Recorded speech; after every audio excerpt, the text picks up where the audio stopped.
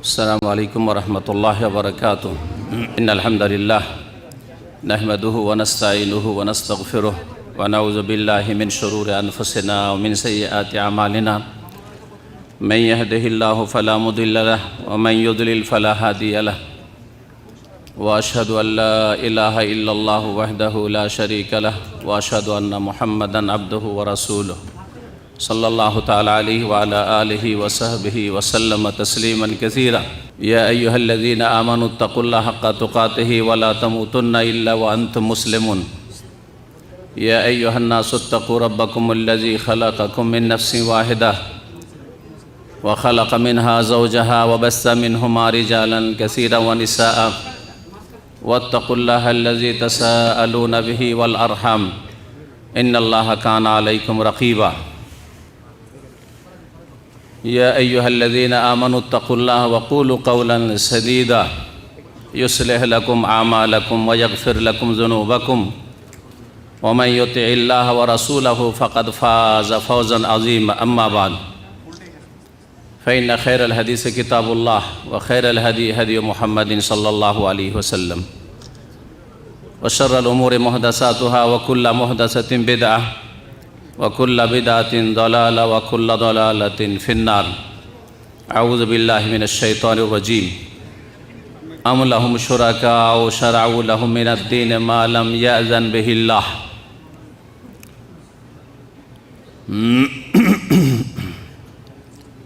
وقال رسول الله صلى الله عليه وسلم من أحدث في أمرنا هذا ما ليس منه فهو رد. رب اشرح لي صدري ويسر لي أمري واحلل عقدة من لساني يفقهوا قولي. سبحانك لا علم لنا إلا ما علمتنا إنك أنت العليم الحكيم. শ্রদ্ধেয় ওলামা কিরাম, সম্মানিত দ্বীনী ভাতৃমণ্ডলীর পর্দার আড়ালের মা এবং বোনেরা, আল্লাহ রাব্বুল আলামিনের প্রশংসা এবং প্রিয় নবী মুহাম্মদুর রাসূলুল্লাহ সাল্লাল্লাহু আলাইহি সাল্লামের ওপর সালাত ও সালামের পরে আপনাদের সকলের শুকরিয়া আদায় করি। জাযাকুমুল্লাহু খাইরান। আপনারা যে যেখান থেকে যেভাবে সহযোগিতা করেছেন সকলের শুকরিয়া আদায় করা আবশ্যক। প্রিয় নবী মুহাম্মদুর রাসূলুল্লাহ সাল্লাল্লাহু আলাইহি সাল্লাম বলেছেন, মান লাম ইয়াশকুরিন নাস লাম ইয়াশকুরিল্লাহ। যে মানুষের শুকরিয়া জ্ঞাপন করে না সে আল্লাহর শুকরিয়া আদায় করতে পারে না। যারা এখানে সকাল সকাল এসে সার্বিকভাবে সহযোগিতা করেছেন, দিন শিখার উদ্দেশ্যে এসেছেন এবং নিজের এই ফরিজা আদায় করে যেসব ভুলভ্রান্তি রয়েছে আকীদার, আমলের, আখলাকের, সেসবের সংশোধন করবেন, এটা হচ্ছে নেক নিয়ত। এই নেক নিয়ত যেন রব্বুল আলামিন কবুল করেন। শুকরিয়া আদায় করি সৌদি আরবের কর্মকর্তা যারা, এই শাসক, কোরআন সুন্নাহর শাসক, তৌহিদ প্রতিষ্ঠাকারী শাসক, যে দেশের শাসন ক্ষমতা প্রতিষ্ঠিত হয়েছে তৌহিদের ভিত্তিতে, সুন্নাহর ভিত্তিতে, শিরক বিদআতের উৎখাত করার ভিত্তিতে, শাইখুল ইসলাম মুহাম্মদ বিন আব্দুল ওয়াহাব রাহমাতুল্লাহ আলাইহির দাওয়াত এবং ইমাম মুহাম্মদ বিন সৌদ রাহমাতুল্লাহ আলাইহির সাহায্য সহযোগিতা, এই দুই শক্তির মাধ্যমে কোরআনে কারীমের দাওয়াত আর এই সুলতানের দাওয়াতের মাধ্যমে রব্বুল আলামিন এই দেশে তৌহিদকে প্রতিষ্ঠা করেছেন, শিরক বিদআতকে আল্লাহ রাব্বুল আলামিন নিশ্চিহ্ন করেছেন। আল্লাহ রাব্বুল আলামিনের কাছে দোয়া করি যে আল্লাহ রাব্বুল আলামিন আরও ভালো তৌফিক দান করেন, তৌহিদকে কায়েম রাখেন, সুন্নাহকে কায়েম রাখেন এবং শিরক বিদআত থেকে আর সমস্ত রকমের গুমরাহি থেকে, বালা মুসিবত থেকে এই মোবারক দেশকে আল্লাহ যেন বাঁচিয়ে রাখেন। শুকরিয়া আদায় করে আমাদের উলামা কিরাম ভাইদের যারা বিভিন্ন স্থান থেকে এখানে হাজির হয়েছেন, জাযাকুমুল্লাহু খাইর। আর বিশেষ করে শুকরিয়া আদায় করছি জুবাইল দাওয়া সেন্টার এবং বিশেষ করে জুবাইল দাওয়া সেন্টারের শাইখাইন কারিমাইন শেখ আব্দুল হাদি হাফিজাহুল্লাহ তাআলা, শেখ কাসেম হাফিজাহুল্লাহ তাআলা, তাদের শুকরিয়া আদায় করি। তারা আমাদেরকে এখানে বসার সুযোগ করে দিয়েছেন। কিছু কথা শোনাবার সুযোগ করে দিয়েছেন। আল্লাহ যেন তাদেরকে উত্তম প্রতিদান দান করেন, নেক আমল কবুল করেন এবং তাদের দাওয়াতে আল্লাহ রাব্বুল আলামিন সার্বিক জীবনে বরকত দান করেন। আমার আলোচ্য বিষয় সম্পর্কে আপনারা শুনলেন। বিষয় হচ্ছে তিনটি। একটি বিষয়ের বিশাল কিতাব লেখা হয়েছে। একটি বিষয়ের ওপর বিশেষ করে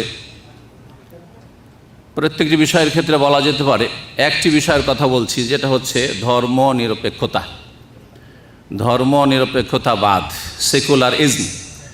এর ওপর মক্কাতুল মুকাররমায় উম্মুল কোরা যে ইউনিভার্সিটি রয়েছে, ওখান থেকে একটি থিসিস, গবেষণামূলক লিখনী, এই মোটা কয়েকশো পৃষ্ঠার, 500 থেকে 700 পৃষ্ঠার কিতাব যা ছাপা আছে আরবি ভাষায়। এই একটা বিষয় 3 ভাগের 1 ভাগ আমার আজকের আলোচনার। আর একটা বিষয় হচ্ছে জাতীয়তাবাদ, আর একটি বিষয় হচ্ছে সমাজবাদ। এই 3টি মতবাদ সম্পর্কে আলোচনা করতে বলা হয়েছে। আমি বারবার বলছিলাম আমাদের কাসেম ভাইকে যে একটির ওপর ছেড়ে দেন, তাহলে কিছু তথ্য পেশ করা সম্ভব হবে। তো উনি বললেন যে সবটা একটু একটু করে বলবেন। তো সবটা যদি একটু একটু করে বলতে হয়, তো না আমার মনের স্বাদ মিটবে, না আপনাদের মনের স্বাদ মিটবে। তবে কোরআন সুন্নাহর আলোকে এতটা জানতে পারবেন যে এগুলি ইসলাম না ইসলাম পরিপন্থী পথ মত, এতটা জেনে নেবেন। যদি আপনার ইসলাম না হয়, ইসলামের সাথে সাংঘর্ষিক হয়, ইসলামের বিপরীত হচ্ছে কুফর, ইসলামের বিপরীত হচ্ছে শিরক, তাই যদি হয় তাহলে একজন মুসলিম কখনো মুসলিম কাফের দুটোই থাকতে পারে না। যদি মুসলিম হয় তাহলে কুফরিকে ত্যাগ করবে, আর যদি কুফরিকে গ্রহণ করে তাহলে ইসলামকে তালাক দিতে হবে, ইসলামকে ছেড়ে দিতে হবে। এখন আপনাদের সামনে দুটো রাস্তা রয়েছে। এই বিষয়টা আশা করি তুলে ধরার চেষ্টা করব। এই 3টি মতবাদের হুকুম প্রায় একই। শুধু 3টি মতবাদ নয়, এইরকম যতগুলিকে মতবাদ বলা হয়, যতগুলিকে মতবাদ বলা হয় সবগুলি ক্ষেত্রে জেনে রাখবেন, মতবাদ মানে মানুষের তৈরি করা পথ ও মত, যে কোনো ক্ষেত্রে হোক না কেন, আর্থিক সমস্যার সমাধানের ক্ষেত্রে হোক, অথবা রাজনৈতিক সমস্যার সমাধানের ক্ষেত্রে হোক, অথবা সামাজিক সমস্যার সমাধানের ক্ষেত্রে হোক, যে কোনো সমস্যার সমাধানের ক্ষেত্রে হোক না কেন, যদি সেগুলি মতবাদ হয় তো মানুষের মত, যা শুধু মানুষ না কাফের আল্লাহদ্রোহী মানুষের ব্রেন, সীমিত বুদ্ধি আর থেকে এগুলি সূচনা হয়েছে, এগুলি পয়দা হয়েছে। শয়তান তাদের ওপর আধিপত্য বিস্তার করেছে, সুতরাং শয়তান তাদেরকে ওহী করেছে, কুমন্ত্রণা দিয়েছে এই সব মতবাদগুলি পেশ করার জন্য। আমাদের সামনে পথ হচ্ছে খুব সহজ, সেটা হচ্ছে সিরাতে মুস্তাকিম। যে সিরাতে মুস্তাকিমের কথা সূরাতুল ফাতিহাতে রব্বুল আলামিন বর্ণনা করেছেন, ইহদিনাস সিরাতাল মুস্তাকিম সিরাতাল লাযিনা আন'আমতা আলাইহিম গায়রিল মাগদুবি আলাইহিম ওয়ালাদ-দাল্লিন। এই সূরা ফাতিহাতে 3টি পথের কথা বলা হয়েছে।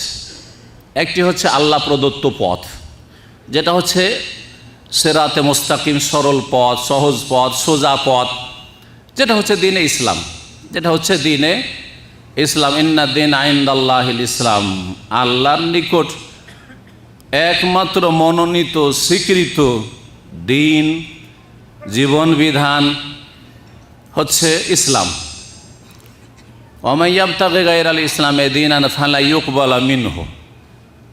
সুতরাং কেউ যদি ইসলাম ছাড়া কোনো পথ মত আদর্শ গ্রহণ করে, অবলম্বন করে, সেই পথে মতে চলে বা বিশ্বাসী হয়, তাহলে ফালা ইউকবালা মিনহু, তা কখনো তার পক্ষ থেকে গ্রহণ করা হবে না, গ্রহণযোগ্য হবে না। আল্লাহ রাব্বুল আলামিন সেই পথ দিয়ে আল্লাহর কাছে আশা কবুল করবেন না।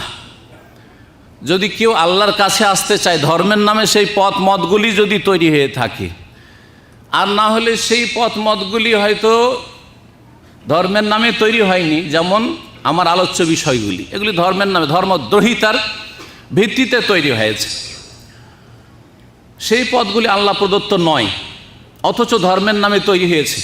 যেমন বিভিন্ন তরিকতের পথগুলি, শিরক বিদাতের পথগুলি, ধর্মের নামে যেসব শিরকি আর বিদাতি পথ আর ফিরকা দল উপদল তৈরি হয়েছে বিভিন্ন মতবাদের ওপর ভিত্তি করে, ধর্মীয় মতবাদ, সেগুলি আল্লাহ কবুল করবেন না।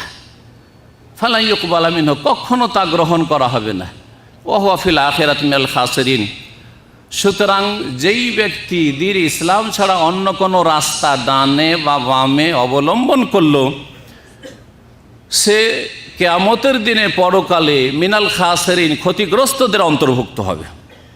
ক্ষতিগ্রস্তরা জান্নাতি নয়, ক্ষতিগ্রস্তরা মুসলিম নয়, হয় আসলে মুসলিম নয়, আর না হলে সত্যিকার অর্থে মুসলিম নয়। আংশিক কিছু ইসলামের পালন করে বা আংশিকভাবে ইসলামের মধ্যে আছে আর আংশিকভাবে বেরিয়ে আছে। উদখুলু ফিস সিলমে কাফা নয়, ইসলামে পূর্ণরূপে প্রবেশ করে নাই। ওয়া হুয়া ফিল আখিরাতি মিনাল খাসিরিন। বলছিলাম সিরাতে মুস্তাকিমের কথা। এই সিরাতে মুস্তাকিমের কথা দিয়ে শুরু করি, তাহলে আমাদের বিষয়বস্তুটি বুঝতে সুবিধা হবে। সোজা পথ, আপনারা যারা যে কোনো রাস্তায় চলেন, একটা রাজপথ, জোবাইল থেকে দাম্মাম বা দাম্মাম থেকে যারা জোবাইল এসেছেন, অথবা এদিক থেকে খাবজি থেকে হাফরুল বাতেন থেকে যেসব ভাইরা এসছেন, জানাই আছে যে কোনো পথ একটা রাজপথ আছে, মেন রাস্তা, আর তার ডানে বামে কিন্তু নিচু জায়গা আছে, গর্ত আছে। আপনি যখন রাস্তায় চলবেন, গাড়ি চালাবেন, তখন সেই পথটাতে আপনি থাকার চেষ্টা করবেন, নিজের গাড়িটাকে রাখার চেষ্টা করবেন। এই নয় যে বাম দিকে যাব না কিন্তু ডান দিকে গেলে চলে, এমনটা নয়। যেমন ডান দিকে যদি আপনার গাড়ি নেমে যায় তাহলে আপনার জন্য ধ্বংস নিশ্চিত, ঠিক তেমনই যদি রাস্তা থেকে বাম দিকে গাড়ি নেমে যায় তাহলে আপনার জন্য ধ্বংস নিশ্চিত, দুর্ঘটনা নিশ্চিত। ঠিক ওই রকমই দ্বীন ইসলাম হচ্ছে সিরাতে মুস্তাকিম, সোজা পথ, আর ডানে বামে হচ্ছে এই গর্তগুলি, মাগদুব আলাইহিমের গর্ত আর দল্লিনদের গর্ত রয়েছে। একদিকের গর্তে দল্লিন পথভ্রষ্টরা আছাড় খেয়ে ধ্বংস হয়েছে, আরেক দিকের গর্তে মাগদুব আলাইহিম, যাদের ওপর আল্লাহর গজব হয়েছে, ক্রোধ নেমে এসেছে, তারা সেই গর্তে নিক্ষিপ্ত হয়ে ধ্বংস হয়েছে।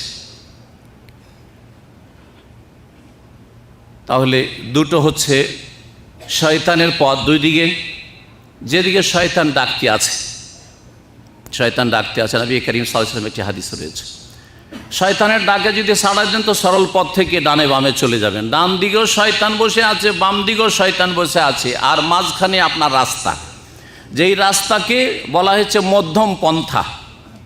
ওয়াকাযালিকা জাআলনাকুম উম্মাতান ওয়াসাতা, মধ্যমপন্থী জাতি তোমরা, তোমাদের দিন হচ্ছে দিনুল ওয়াসাতিয়া, মধ্যম পন্থার দিন, যাতে আল্লাহ এবং আল্লাহর বিধানের অস্বীকৃতিও নেই। আল্লাহ এবং আল্লাহর বিধানের অস্বীকৃতি একদিকে এর গর্ত, আরেকদিকে হচ্ছে আল্লাহর নামে, আল্লাহর দিনের নামে, আল্লাহর নবী সাল্লাল্লাহু আলাইহি সাল্লামের নামে গুমরাহি, ভ্রষ্টতা, আরেকদিকের গর্ত। আল্লাহর নাম ব্যবহার করলেন আপনি, আল্লাহর দিনের দোহাই দিলেন আপনি, আল্লাহ রাব্বুল আলামিনের প্রিয় রাসূল মুহাম্মদ সাল্লাল্লাহু আলাইহি সাল্লামের দোহাই দিলেন, মহব্বতের, ভালোবাসার আর তরিকার। কিন্তু আসলে আপনি আল্লাহ রাব্বুল আলামিন যেই দিন নবী করিম সাল্লাল্লাহু আলাইহি সাল্লামের উপর নাযিল করে সেই দিনের অনুসারী হলেন না, তাহলে শয়তান আপনাকে স্বীকার করে নিয়ে গেল, আপনার জন্য ধ্বংস নিশ্চিত। ধর্মের নামে একদল গোমরা হয়েছে, তাদের কথা আজকের আলোচনার বিষয় নয়। আরেক দল আল্লাহ রাব্বুল আলামিনের নামে নয়, আল্লাহর দিনের নামে নয়, আল্লাহর নবীর দোহাই দিয়ে নয়, বরং তারা আল্লাহ দ্রোহিতা, আল্লাহর শত্রুতা, আল্লাহর দিনের শত্রুতায় তারা সরল পথ থেকে নিচে নেমে গেছে, তাদের জন্য ধ্বংস নিশ্চিত। এরাই হচ্ছে সেকুলার ইজমে বিশ্বাসী, ধর্মনিরপেক্ষতায় বিশ্বাসী। এরাই হচ্ছে জাতীয়তাবাদে বিশ্বাসী, এরাই হচ্ছে সমাজবাদে বিশ্বাসী, এরাই হচ্ছে বস্তুবাদে বিশ্বাসী, এরাই হচ্ছে পুঁজিবাদে বিশ্বাসী, এরাই হচ্ছে মার্ক্সবাদে বিশ্বাসী, এরাই হচ্ছে মাওবাদে বিশ্বাসী, ইত্যাদি ইত্যাদি যতগুলি বাদ আছে। খুব সহজ ভাষায় একবারে সাধারণ মানুষকে বোঝাবার জন্য এর আগের একটি আলোচনায় আমি কোনো এক জায়গায় বলেছি, যতগুলি বাদ আছে সেগুলিকে আপনার জীবন থেকে বাদ দিতে হবে। যতগুলি মতবাদ আছে সেগুলিকে কি করতে হবে? আপনার জীবন থেকে বাদ দিতে হবে। সেগুলি হচ্ছে সীমালঙ্ঘন। জি, ফামান ইয়াকফুর বিত-তাগুত ওয়া ইউমিন বিল্লাহ ফাকাদ ইসতামসাকা বিল উরওয়াতিল উসকা লা ইনফিসামা লাহা। প্রথম অস্বীকার করতে হবে ধর্মের নামে বাড়াবাড়ি, যার মাধ্যমে শিরক হয়ে থাকে, বিদআত হয়ে থাকে, বিভিন্ন তরিকত পয়দা হয়েছে, ধর্ম ব্যবসা পয়দা হয়েছে, কবর মাজার পূজা পয়দা হয়েছে, জি, ব্যক্তি পূজা পয়দা হয়েছে, বিদআত পয়দা হয়েছে, জি, এগুলি হচ্ছে বাড়াবাড়ি। সুতরাং এটাও তাগুত থেকে সীমালঙ্ঘন। সুতরাং এই সীমালঙ্ঘনকে বর্জন করতে হবে। ঠিক তেমনি আল্লাহর দ্বীনের বিরোধিতা, শত্রুতায় যারা গোমরা হয়েছে তারাও সীমালঙ্ঘন করেছে, সীমা ছাড়িয়ে গেছে, আল্লাহর হুদুদকে পার করেছে। সেই মতবাদগুলিকে বাদ দিতে হবে আপনার জীবন থেকে, লাইফ থেকে। আশা করি এতটা আলোচনা যদি ঠিকভাবে বুঝে নিয়ে যদি আপনি পালন করেন তো ইসলাম ছাড়া আপনি কোথাও যাবেন না। না আকীদার ক্ষেত্রে, দ্বীনি বিশ্বাসের ক্ষেত্রে, না ইবাদত বন্দেগীর ক্ষেত্রে, না আখলাক চরিত্রের ক্ষেত্রে, না আপনার ব্যক্তি জীবনের ক্ষেত্রে, না পারিবারিক সমস্যার সমাধানের ক্ষেত্রে, না সামাজিক সমস্যার সমাধানের ক্ষেত্রে, না আপনার অর্থনৈতিক সমস্যার সমাধানের ক্ষেত্রে, না রাষ্ট্রীয় সমস্যার সমাধানের ক্ষেত্রে, না আন্তর্জাতিক সমস্যার সমাধানের ক্ষেত্রে, কোনো ক্ষেত্রে ইসলাম ছাড়া অন্য কোথাও গিয়ে আপনি সমাধান তলাশ করবেন না। জি, ওমান ইয়াবতাগি গায়রাল ইসলামে দীনান, ইসলাম ছাড়া অন্য কোথাও যদি সমাধান তলাশ করেন যে আমাদের অর্থনৈতিক সমস্যা, সুতরাং সমাজবাদটা আমাদের জন্য উপকারী হবে এই মর্মে। আর একদল বলল না না না, আমাদের অর্থনৈতিক সমস্যা, সুতরাং পুঁজিবাদটা আমাদের জন্য উপকারী হবে। আমাদের যুগোপযোগী এখন হইতে হবে, যুগের সাথে তালমিল নিয়ে চলতে হবে। সুতরাং আমাদেরকে এখন ধর্মনিরপেক্ষ হইতে হবে, সেকুলার মাইন্ডের হইতে হবে। তাহলে ইসলাম ছাড়া অন্য কোনো মত তলাশ করেছেন, সুতরাং আপনার সর্বনাশ হয়েছে দুনিয়া এবং আখিরাতে। আপনার ওপর, আপনার পরিবারের ওপর, আপনার সমাজের ওপর, আপনার দেশের ওপর, মানব জাতির ওপর আল্লাহর গজব নেমে এসেছে। আর তাই দেখতে পাচ্ছেন আজকে। এখন সরাসরি আসি বিষয়গুলি নিয়ে আলোচনায়।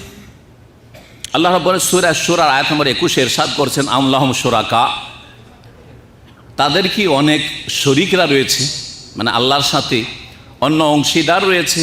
শারাউ লাহুম মিনাদ-দীন মা লাম ইয়াযান বিহিল্লাহ, যে তাদের জন্য দিনের এমন কোনো বিষয়াদি প্রণয়ন করেছে, তাদেরকে এমন কোনো জীবন বিধান দিয়েছে মা লাম ইয়াযান বিহিল্লাহ, যার অনুমতি আল্লাহ রাব্বুল আলামিন দেননি। তাহলে বোঝা যাচ্ছে আল্লাহর বিধান যে শরিয়া, জীবনের প্রতিটি ক্ষেত্রে শরিয়ার বাস্তবায়ন করতে হবে।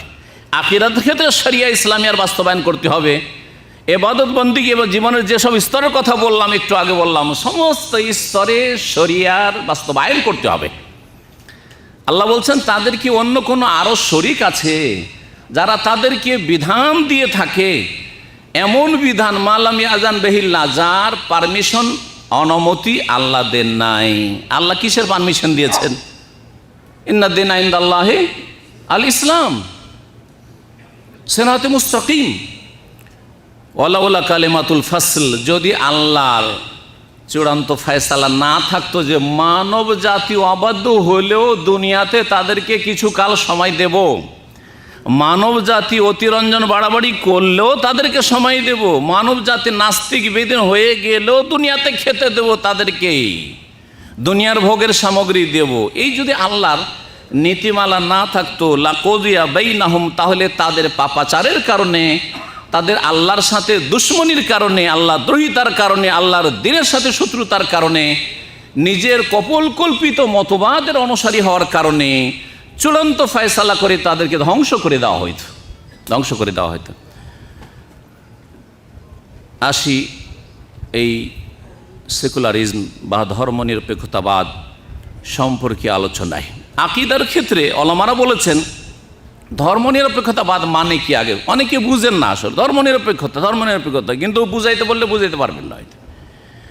এই জন্য ধর্মনিরপেক্ষতা হচ্ছে কি দুই অর্থে ব্যবহার করা হয়ে থাকে। একটা হচ্ছে যে ধর্ম রাখেন কিন্তু আপনার এই শুধু হৃদয়ে ধর্ম থাকবে, ভিতরে থাকবে ধর্ম, এখানে ব্যক্তি জীবনে হৃদয়ে থাকবে, ব্যক্তি জীবনের পুরো লাইফে না, শুধু ভিতরে থাকবে।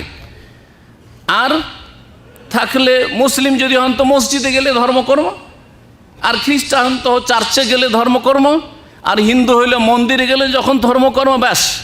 আর বাকি যে জীবনটা আছে আপনার পার্সোনাল লাইফের ক্ষেত্রেও, তারপরে পারিবারিক জীবনের ক্ষেত্রেও, আপনার সামাজিক জীবনের ক্ষেত্রেও, রাষ্ট্রীয় জীবনের ক্ষেত্রে, ওই সব ক্ষেত্রে ধর্মের কোনো দখল নেই, ধর্মের কোনো সেখানে দখল চলবে না, সেখানে ধর্মের কথাই চলবে না। জি, সেখানে ধর্মের কথা বললে তো পাকা মৌলবাদী আপনি। এমনিও যদি ব্যক্তি জীবনে দাঁড়িয়ে রাখাটা কি ব্যক্তি জীবন, এই দাঁড়িয়ে রাখাতে আপনার কি কিসের ক্ষতি? হ্যাঁ, বলছে দাড়ি দেখলে অমূল্যবাদী হয়ে যাচ্ছেন আপনি আপনি টাকনার নিচে কাপড় পরার যদি অধিকার রাখেন, জাহান্নামে যাওয়ার যদি অধিকার রাখেন, তো আমি জাহান্নাম থেকে বাঁচার কেন অধিকার রাখবো না টাকনার উপরে কাপড় উঠিয়ে? তো যদি আমি টাকনার উপরে কাপড় উঠাই তো আমিও মৌলবাদী। জি হ্যাঁ, এই যে কথাগুলি এসছে কোত্থেকে? এগুলি এসছে এই ধর্মনিরপেক্ষতার কুফরিতে যারা বিশ্বাসী অথবা বিশ্বাসী না হইলেও তাদের সাথে হই হই করে ছুটেছে, কিন্তু কিছু বুঝে না, মূর্খ জাতি। খাই দায় বাস পাশবিক জীবন যাপন করে, হয় বুঝে সুঝে তারা ধর্মনিরপেক্ষতায় বিশ্বাসী, আর না হলে অবুঝ বেচারা অধম, কিছুই বুঝে না, কিন্তু তাদের দল ভারী, কুফরি শক্তির দল ভারী, সুতরাং তাদের পেছনে পেছনে ছোটে। টাকনার উপরে কাপড় দেখলে গায়ের জ্বালা, দাড়ি দেখলে গায়ের জ্বালা, টুপি দেখলে গায়ের জ্বালা, ইসলামিক ঢিলালা পোশাক দেখলে গায়ের জ্বালা, ইত্যাদি ইত্যাদি। নামাজ পড়তে দেখলে গায়ের জ্বালা, নামাজ পড়তে বলা তো যাবেই না, তোমার কাজ তুমি করো। হ্যাঁ, কিন্তু যদি আপনি থেকে ওদের সাথে থেকে নামাজ পড়তে যান, এটাও গায়ের জ্বালা। জি হ্যাঁ, এ সমস্ত কিছু কিন্তু ধর্মনিরপেক্ষতা থেকে আসছে। ধর্মনিরপেক্ষতা দুইটি অর্থে ব্যবহার হয়ে থাকে। একটি হচ্ছে ফসলুদ্দিন আনি দৌলা, রাষ্ট্রীয় যেসব বিভাগ রয়েছে সেগুলিতে ধর্মের নাম নেওয়া যাবে না, এটা অর্থ। তার মানে ব্যক্তি জীবনে আপনি ধর্মকর্ম করেন, অসুবিধা নেই, কিন্তু রাষ্ট্রীয় ক্ষেত্রে ধর্মের কথা বলা চলবে না। এই কারণেই আমাদের দেশের অধিকাংশ জলসাগুলিতে, আপনারা হয়তো জানেন, কিন্তু একসময় দেশেও থেকেছি, দীর্ঘদিন 6-7 বছর শিক্ষকতা করেছি, আর বিভিন্ন জলসা প্রোগ্রাম মাহফিলগুলিতে গিয়েছি। কিছু কিছু মাহফিলে যে বিজ্ঞাপন হয় না, পোস্টার, ওতে নিচেখানে লেখা থাকে নোট বিশেষ দ্রষ্টব্য। এই আলোচনা সভা বা ইসলামিক সভায়, জলসায়, মাহফিলে রাজনৈতিক কোনো আলোচনা নিষিদ্ধ, চলবে না, লেখা থাকে না, লেখা থাকেন। এটা হচ্ছে সেকুলারিজম, এটা হচ্ছে ধর্মনিরপেক্ষতা। যে এখানে শুধু কি বলবেন, কলবের কথা, আর মসজিদের কথা, আর বাড়িতে কি হচ্ছে আপনার, আর রাস্তাঘাটে কি হচ্ছে, কে মদ খাচ্ছে, কে ব্যভিচার করছে, আর কে শিরক করছে, কে কুফরি করছে, তুমি তোমার কাজ করো, ওদেরকে ওদের কাজ করতে দাও। জি হ্যাঁ, ধর্মনিরপেক্ষতা তো দিনকে দেশের যেসব পরিচালনার বিষয়গুলি রয়েছে সেগুলি থেকে পৃথক করে দেওয়া একটি অর্থ। আর একটি অর্থ হচ্ছে যে পুরো ফসলুদ্দিন আনিল হায়াতে কুল্লিহা, দিনকে, দিন ইসলামকে মানব জীবন থেকে একেবারে পৃথক করে দেওয়া। মানুষের যে সার্বিক জীবন রয়েছে সেসবের সাথে দিনের বা ধর্মের কোনো সম্পর্ক নেই, ব্যাস এই ভিতরে রাখো। জি হ্যাঁ, এই হচ্ছে ধর্মনিরপেক্ষতা। ধর্মনিরপেক্ষতা আসলে হচ্ছে ধর্মকে উপেক্ষা করা। ধর্মনিরপেক্ষতা হচ্ছে ধর্মকে উপেক্ষা করা, মানে উপেক্ষা করা তো বুঝছেন, আমি উপেক্ষা করি মানে মানি না, অস্বীকার করা, রাগ, উপেক্ষা করা। কিন্তু নাম দিয়েছে কি ধর্ম নিরপেক্ষ। ধর্মের ক্ষেত্রে আমার নিরপেক্ষ, ধর্মপেক্ষ, এই কথাটিও যদি সূক্ষ্মভাবে চিন্তা করেন যে ধর্মের ক্ষেত্রে আমি নিরপেক্ষ, মানে ধর্মের পক্ষেও না আর ধর্মের বিরোধীও না, এটাও কুফরি, এটাও কুফরি কথা। কেউ যদি বলে আমি ইসলামের পক্ষেও না আর বিপক্ষেও না, বুঝছেন না, এটাও কুফরি। কারণ আল্লাহ মাত্র একটি জীবন বিধান কবুল করবেন, সেটা হচ্ছে ইসলাম। সুতরাং আপনাকে আল্লাহ যে এবাদত বন্দেগীর জন্য পয়দা করেছেন, যে এবাদত আল্লাহ চেয়েছেন, সেই এবাদত ইসলাম ছাড়া অন্য কোনো পন্থায় চলবে না। আপনাকে এবাদতের জন্য পয়দা করা হয়েছে, আপনাকে খাওয়ার জন্য পয়দা করা হয়নি, ভোগবিলাসের জন্য পয়দা করা হয়নি। আপনি বেঁচে আছেন পানাহারের জন্য আর যৌন চাহিদা পূরণ করার জন্য। এটা তো পশু বেঁচে থাকে, পশু বেঁচে থাকে এই কাজের জন্য। আপনি বেঁচে থাকার জন্য খাওয়া দাওয়া করছেন, বেঁচে থাকার জন্য কি করছেন? খাওয়া দাওয়া করছেন, বিয়ে শাদী করছেন, বেঁচে থাকার জন্য, সুস্থ থাকার জন্য। সুস্থভাবে বেঁচে থাকবেন, আল্লাহর ইবাদতবন্দি করবেন। এই নয় যে আপনি বেঁচে আছেন খাওয়া দাওয়ার জন্য আর ভোগবিলাস করার জন্য। তো সম্মানিত ভাতৃমণ্ডলী, এই ধর্মনিরপেক্ষতা সম্পর্কে বলতে গিয়ে কয়েকটি দিক বলি। আকীদার ক্ষেত্রে ওলামারা বলেছেন যে আকীদার ক্ষেত্রে ধর্মনিরপেক্ষতা হচ্ছে একটি কুফরি মতবাদ। এর অর্থ হচ্ছে আত্তানাক্কুর লিদ্দিন, দিনকে অস্বীকার করা, ও আদামুল ঈমানু বিহি, দিনের ওপর বিশ্বাসী না হওয়া, ও তারকুল আমাল বি আহকামিহি, দিনের বিধিবিধানের বাস্তবায়ন না করা, দিনের যেসব দণ্ডবিধান রয়েছে সেগুলিকে অস্বীকার করা। ওয়াহাজা কুফরুন সারিহ, আর এটি হচ্ছে স্পষ্ট কুফরি এবং জঘন্য শিরক। এটি শিরকও, কারণ আল্লাহর বিধানের সাথে অন্যের বিধানকে আপনি আল্লাহর বিধান বাদ দিয়ে অন্য বিধানকে সেই জায়গায় স্থান দিলেন, শুধু এই জঘন্য শিরক এবং কুফরি। শরীয়তের বিধিবিধানের ক্ষেত্রে ধর্মনিরপেক্ষতা হচ্ছে ব্যক্তি জীবনের সাথে খাস করে দেওয়া, আর জীবনে অন্য অন্য ক্ষেত্র থেকে একেবারে দিনকে ধর্মকে সরিয়ে দেওয়া, বা জীবনের প্রতিটি স্তর থেকে দিন ধর্মকে সরিয়ে দেওয়া। এটি হচ্ছে মানবরচিত বিধান দিয়ে বিচার ফয়সালা করা। মানবরচিত বিধান দিয়ে মানুষরা যা কিছু তৈরি করেছে তা দিয়ে সমস্যার সমাধান করা আর ইসলামকে উপেক্ষা করা। আখলাক চরিত্রের ক্ষেত্রে, জি হ্যাঁ, আখলাক চরিত্রের ক্ষেত্রে ধর্মনিরপেক্ষতা হচ্ছে অশ্লীলতার প্রচার প্রসার ঘটানো, নোংরামি, জেনা ব্যভিচার, সমকামিতা। কারণ এগুলি হালাল হারাম তো আপনি মানেন না, এগুলো হালাল হারাম মানেন না আপনি দিন ধর্মকে শুধু অন্তরে আর ওই মসজিদে রেখে দেয়। সুতরাং জেনাকে হারাম বলা যাবে না, সমকামিতা হারাম বলা যাবে না, অবাধ মেলামেশাকে অবৈধ হারাম বলা যাবে না। এইরকমই দিনের যতগুলি বিধিবিধান রয়েছে সেগুলিকে একেবারে তুচ্ছ জ্ঞান করা। জি হ্যাঁ, এমনও ধর্মনিরপেক্ষতাবাদী রয়েছে যারা শরীয়তের যতগুলি শিষ্টাচার রয়েছে, সুন্নত মুস্তাহাব রয়েছে, ইসলামিক ক্যারেক্টার্স রয়েছে, সেগুলি সম্পর্কে তাদের মন্তব্য হচ্ছে এগুলি হচ্ছে ট্রেডিশন। এসব হচ্ছে ট্রেডিশন, যেমন সালাম দেওয়া, জি হ্যাঁ, সালামের উত্তর দেওয়া, আর এইসব বিধিবিধান যে একজন মুসলিমের আরেকজন মুসলিমের হক, এছাড়া যতগুলি আখলাক চরিত্রের দিক রয়েছে সবগুলি হচ্ছে ট্রেডিশন বা প্রথা মাত্র, এগুলির ধর্মের সাথে কোনো সম্পর্ক নয়। এ হচ্ছে ধর্মনিরপেক্ষতাবাদ। ধর্মনিরপেক্ষতাবাদ আপনারা জানেন তৌহিদ হচ্ছে কত প্রকার? 3 প্রকার।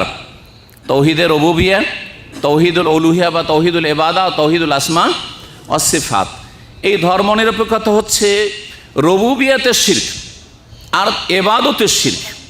কিভাবে শিরক?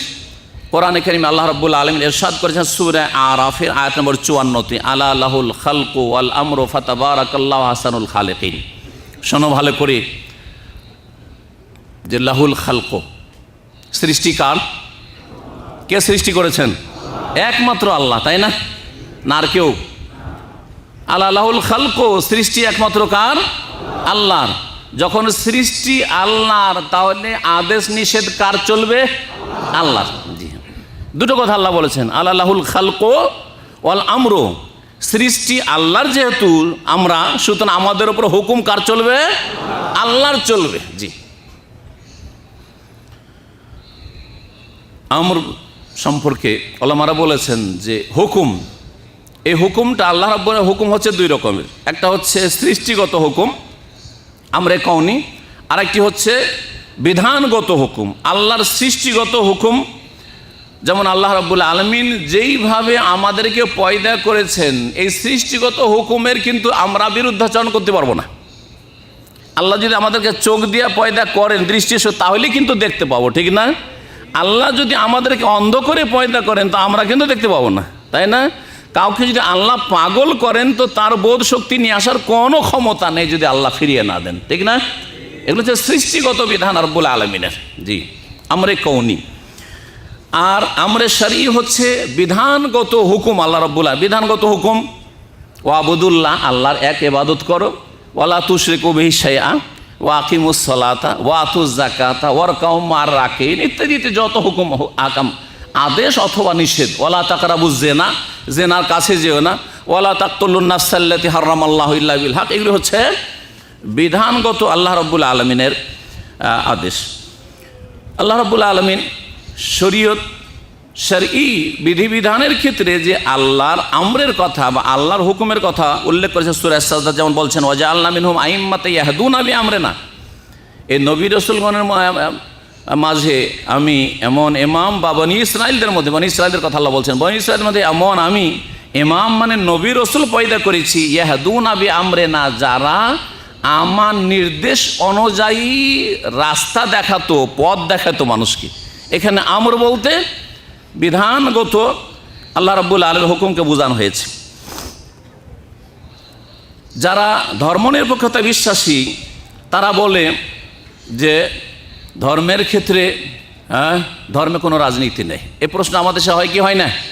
ইসলামে কোনো রাজনীতি আছে? কিন্তু কি রাজনীতি? ভোটের রাজনীতি, গণতন্ত্রের রাজনীতি। মুশকিলটা এখানে, মুশকিলটা কিন্তু আপনাদের এখানে। জি হ্যাঁ, এখানে একটি কথা মনে পড়লো, বলে দেওয়া জরুরি হবে, না হলে এক পক্ষের আলোচনা হবে, আর এক পক্ষে আর এক গর্তে গিয়ে আছাড় খেয়ে পড়বেন কিন্তু, যেন সেটাও সতর্ক। আপনার গাড়িটা একদিকে আছাড় খেতে যাচ্ছে, অ্যাক্সিডেন্ট হতে যাচ্ছে, আমরা যারা বাইরে আছি তারা আপনাকে রক্ষা করার চেষ্টা করছে, গাড়িটা যেন রোডের উপরে উঠে যায়। উঠে গিয়ে যদি আর এক দিকে পড়ে যাওয়ার সম্ভাবনা থাকে তা আমরা বাঁচাবার চেষ্টা করবো না, করবো না? সতর্ক করব, ঠিক না? যে এটা হওয়া উচিত। তো আজকাল যখন ইসলামের রাজনীতি আছে কি নাই এ প্রশ্ন হয়, রাজনীতি আছে না নেই, এক বাক্যে আপনার উত্তর কি দিবেন? ইসলামের রাজনীতি, রাজনীতি মানে রাষ্ট্র দেশ পরিচালনার নীতি। সেই নীতিটা আল্লাহ প্রদত্ত হইতে হবে, শুরু থেকে শেষ পর্যন্ত কি হইতে হবে? আল্লাহ প্রদত্ত হবে। নবী করিম সাল্লাল্লাহু আলাইহি ওয়াসাল্লামের ছেড়ে যাওয়া হইতে হবে, তারাক্তু ফিকুম আমরাইন হইতে হবে, কোরআন সুন্নাহ ভিত্তিক হইতে হবে, ঠিক কিনা? ইসলামের রাজনীতি আছে, একদল বললো ইসলামের রাজনীতি নেই, ওরাও গুমরাহ। আর একদল বললো ইসলামের রাজনীতি, গুমরাহ মানে একদিকে গেল, দুর্ঘটনার শিকার হইল। আর একদল বলল ইসলামের রাজনীতি আছে। কোন রাজনীতি? এই আমাদের গণতন্ত্রের রাজনীতি, আমরা ইসলামী গণতন্ত্র করছি, সুতরাং আমাদের ইসলামী গণতন্ত্রে একটা ভোট দেন তো এটা আপনার জেহাদ হবে। মাশাআল্লাহ, আর এক গর্তে দিল আছাড়, আপনাকে গুমরাহ করে দিল। বুঝতে পারছেন না? পারছেন না? একটু ঠান্ডা মেজাজে বুঝেন। আপনাকে এই দিক থেকে রক্ষা করলাম, ধ্বংস থেকে, নাস্তিকতা বেদিনী থেকে, আর ধর্মের নামে আর এক বাড়াবাড়ি করে ধ্বংস হবেন, এটা চলবে না, কিন্তু আপনার সর্বনাশ করবে। জি, হয় মাগদুব আলাইহিম হবেন আর না হয় দল্লিন হবে, দুটোরে একটা হবেন কিন্তু। সুতরাং সাবধান হয়ে যান। যখন আলহামদুলিল্লাহ উঠে আসলেন গুমরাহি থেকে, তো সোজা রাস্তার উপরে দাঁড়ান আর রাস্তার উপর চলতে থাকেন। দেশ পরিচালনার বিধিবিধান আছে। এই জন্য ইমাম মাওয়ারদি রহমতুল্লাহ আলাইহ, হানাফি মযহাবের ফকিহ, তিনি লিখেছেন তার প্রসিদ্ধ কিতাব আল আহকামুস সুলতানিয়া, আল আহকামুস সুলতানিয়া। জি হ্যাঁ, অনেক আগের লেখা কিতাব। তারপরে শেখুল ইসলাম ইবনে তাইমিয়া রহমতুল্লাহ আলাইহ তিনি লিখেছেন আসিয়াসা আশ-শারঈয়্যা, শরীয়তি রাজনীতি। আসিয়াসা শরিয়া, শরীয়তি রাজনীতি। সুতরাং শরীয়তের রাজনীতি হইতে হবে। নবী মুহাম্মদুর রাসূলুল্লাহ সাল্লাল্লাহু আলাইহি ওয়াসাল্লাম যে কোরআন সুন্নাতে যে দেশ পরিচালনার যেই সব নীতিমালা নির্ধারণ করেছেন সেই অনুযায়ী যার বাস্তবায়ন করেছেন তিনি, যার বাস্তবায়ন করেছেন আবু বকর সিদ্দিক রাদিয়াল্লাহু আনহু, ওমর, ওসমান, আলী, খোলাফায়ে রাশেদিন, ওমর বিন আব্দুল আজিজ রহমতুল্লাহ আলাইহিম আজমাইন রাদিয়াল্লাহু আনহুম ওয়া আরদাহুম। তো ওই সেই পথ অবলম্বন করতে হবে। আর তারপরেও দীর্ঘ সময় পর্যন্ত দিন এবং দুনিয়াকে আলাদা করা হয়নি, দিন দুনিয়া দুটাই নিয়ে চলা হয়েছে। বনু উমাইয়াদের ক্ষমতার আমলে, তারপরে আব্বাসীয়দের যুগেও মোটামুটি দিন দুনিয়া দুটোই নিয়ে চলা হয়েছে। একজন মুসলিম যেমন দিন শিখবে তেমন দুনিয়া শিখবে, একজন মুসলিম যেমন দিনের বিধিবিধান পালন করবে তার সাথে দুনিয়াও করবে। রব্বানা আতিনা ফিদ দুনিয়া হাসানা ওয়া ফিল আখিরাতি হাসানা ওয়া কিনা আযাবান্নার। দুনিয়াও নেবেন আপনার প্রয়োজন মোতাবেক, আর আখিরাতেরও খেয়াল রাখবেন। আখিরাতকে এক নম্বরে রাখবেন আর দুনিয়াটাকেও সাথে নিয়ে চলবেন। ওয়ালা তানসা নসিবাকা মিনাদ দুনিয়া। তো বলছিলাম যে ধর্মনিরপেক্ষতায় যারা বিশ্বাসী তারা বলে যে ধর্মে কোনো রাজনীতি নয়, বরং তাদের মধ্যে অনেকে এই ধৃষ্টতা দেখিয়েছে যে মানুষের তৈরি করা যেসব মতবাদ, মানবরচিত যেসব মতবাদ, সেগুলি শরীয়তের যেসব দণ্ডবিধান রয়েছে সেগুলির চাইতে উত্তম। ধর্মনিরপেক্ষ যারা সেকুলারিজমে বিশ্বাসী তাদের অনেকেই, এবং আমি শুনেছি তাদের কাছ থেকে, যদিও পরোক্ষভাবে সামনাসামনি শুনিনি, পরোক্ষভাবে শুনেছি যে অমুক ব্যক্তি বলল যে আজকাল চোরের হাত কাটা হচ্ছে বর্বরতা। অথচ সে হয়তো নামাজ পড়ে, নামাজকে অস্বীকার করে না, সে হয়তো প্রতি বছর হজ করতে আসে, মাঝে মাঝে উমরা করতে আসে, অবশ্যই কুফরি। যেই ব্যক্তি বলবে যে আজকাল দণ্ডবিধানগুলি শরীয়তের চলবে না, সেটা সৌদি আরবে চলে, আমাদের দেশে চলবে না, সে হচ্ছে ধর্মনিরপেক্ষতার কুফরি মতবাদে বিশ্বাসী। বিধানদাতা যখন রব্বুল আলামিন আদেশ চলবে তার, সৃষ্টি করেছেন তিনি, এটা তার রুবুবিয়াত। আদেশ চলবে তার, এটা হচ্ছে তার রুবুবিয়াত। আল্লাহ রব্বুল আলামিন আদেশ, সৃষ্টিগত আদেশটা হচ্ছে রুবুবিয়াত, কিন্তু বিধানগত যে আদেশ নিষেধগুলি রয়েছে এগুলি হচ্ছে তাওহীদুল ইবাদা, তাওহীদুল উলুহিয়া। সুতরাং ধর্মনিরপেক্ষতাতে রয়েছে শিরক তাওহীদে রুবুবিয়াতে এবং তাওহীদে উলুহিয়াত।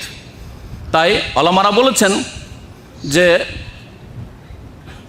আল্লাহ রাব্বুল আলামিন বিধানে হালাল সেটাই যেটা আল্লাহ হালাল করেছেন, হারাম সেটা যেটা আল্লাহ হারাম করেছেন, এবং দিন সেটাই যেটা আল্লাহ রাব্বুল আলামিন নাযিল করেছেন। কেউ যদি মনে করে যে আল্লাহর বিধান ছাড়া অন্য কোনো বিধান জীবনের কোনো ক্ষেত্রে মানা যাবে, তাহলে সেই ব্যক্তি শরীয়তের বিধিবিধানকে অস্বীকার করলো, ফাহুয়া কাফেরুন মুশরিক। সুতরাং সে কাফের মুশরিক বলে গণ্য হবে। ধর্মনিরপেক্ষতা নবুয়তের বিরুদ্ধে বিপ্লব, ওলামারা বলেছেন ধর্মনিরপেক্ষতা হচ্ছে নবুয়তের বিরুদ্ধে বিপ্লব। এই মর্মে ইমাম ইবনুল কাইয়্যিম রাহমাতুল্লাহ আলাইহির উক্তিটি বলা যেতে পারে। তিনি বলছেন ওয়াম্মা রিজা বিনবিহি রাসূলান, এটি হাদিস রয়েছে, একটি দোয়া রয়েছে, নবী মুহাম্মদ সাল্লাল্লাহু আলাইহি ওয়াসাল্লাম এই দোয়া শিখিয়েছেন, রাদিতু বিল্লাহি রাব্বান ওয়া বিল ইসলামে দীনান ওয়া বি মুহাম্মাদিন সাল্লাল্লাহু আলাইহি ওয়াসাল্লাম নবিয়ান ওয়া রাসূলা।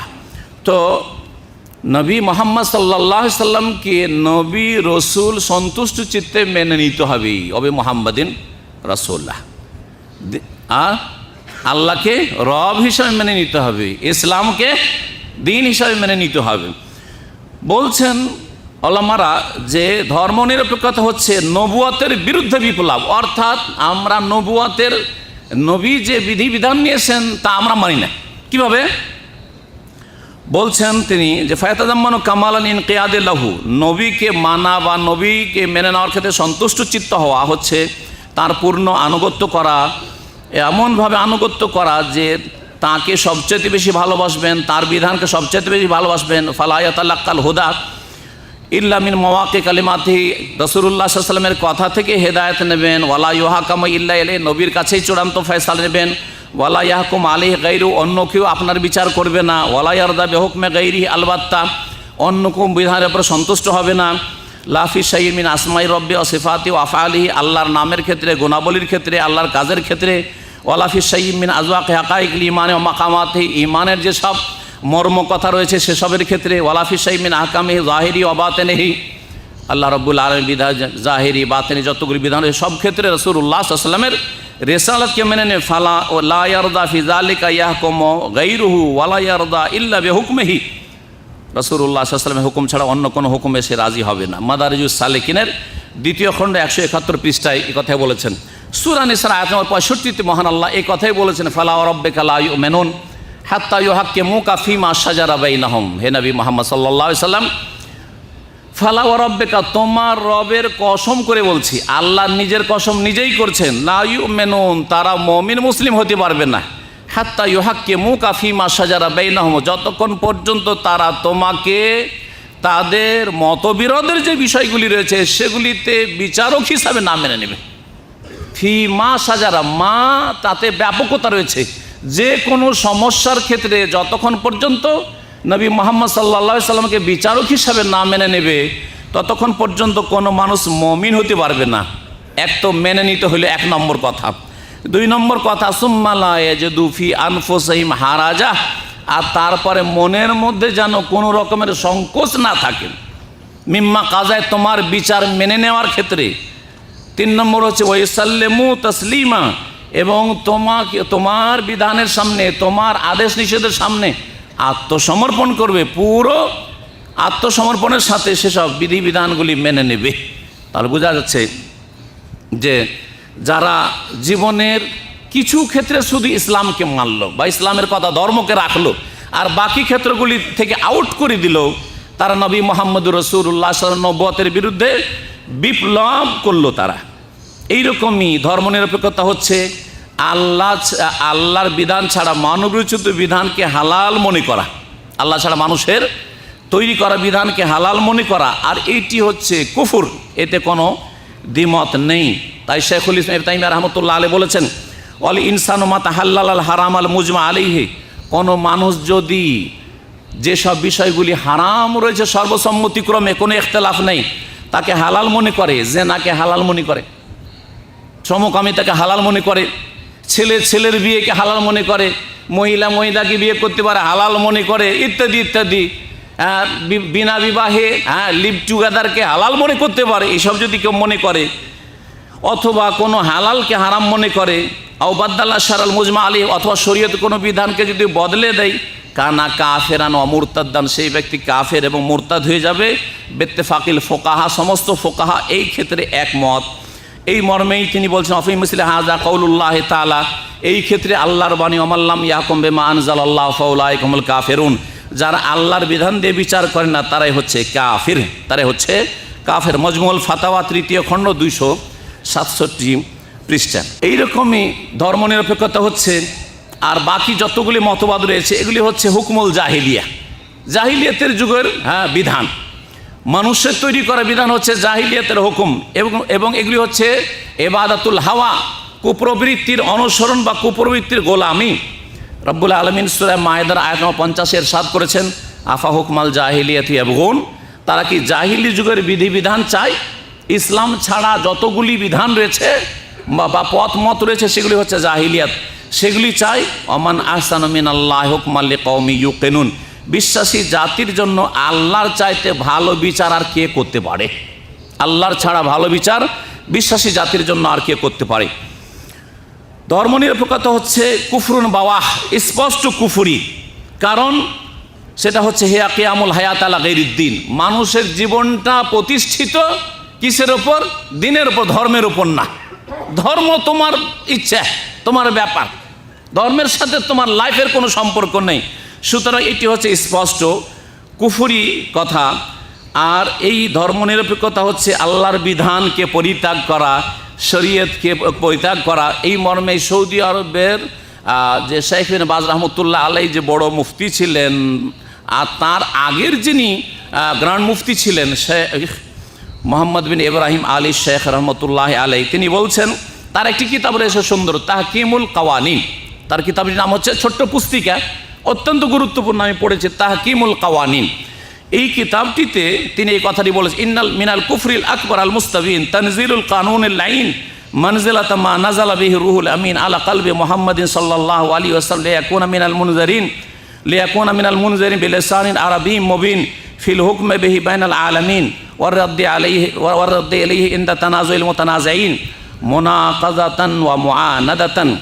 বলছেন যে সবচাইতে বড় কুফরি যা স্পষ্ট সেটা হচ্ছে অভিশপ্ত আইন কানুনকে, অভিশপ্ত মতবাদগুলিকে রুহুল আমিন জিবরাইল আলাইহিস সালাম যেই বিধান নিয়ে নবী মুহাম্মদুর রাসূলুল্লাহ সাল্লাল্লাহু আলাইহি সাল্লামের উপর নেমে এসেছেন সেই বিধানের জায়গায় রেখে দেওয়া, বসিয়ে দেওয়া এবং নবী মুহাম্মদ সাল্লাল্লাহু আলাইহি সাল্লামের কাছে বিচার না নিয়ে এই মানুষের তৈরি করা আইন কানুনের কাছ থেকে বিচার নেওয়া এবং সেগুলিকে সমাধান মনে করা।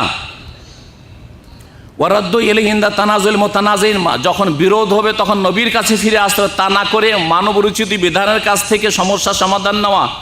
এটি হচ্ছে স্পষ্ট মিনাল কুফরিল আকবার তিনি বলছেন। কারণ মহান আল্লাহ বলছেন সূরা নিসার আয়াত নম্বর 59, ফাইন তানাজাতুম ফি শাইইন ফারুদ্দুহু ইলাল্লাহি ওয়ার রাসূল, তোমরা যদি কোনো ক্ষেত্রে মতবিরোধ করো তাহলে আল্লাহর দিকে ফিরিয়ে দাও এবং রাসূল সাল্লাল্লাহু আলাইহি সাল্লামের দিকে ফিরিয়ে দাও। জীবনের প্রতিটি ক্ষেত্রে সমাধান কোরআনে কারীমে খুঁজতে হবে, আর তারপর রাসূলুল্লাহ সাল্লাল্লাহু আলাইহি সাল্লামের হাদিস সুন্নাহয় খুঁজতে হবে। ইন কুনতুম তুমিনুনা বিল্লাহি ওয়াল ইয়াউমিল আখির যালিকা খায়রুন ওয়া আহসানু তাওয়িলা, যদি তোমাদের আল্লাহ পরকালে বিশ্বাস থেকে থাকে।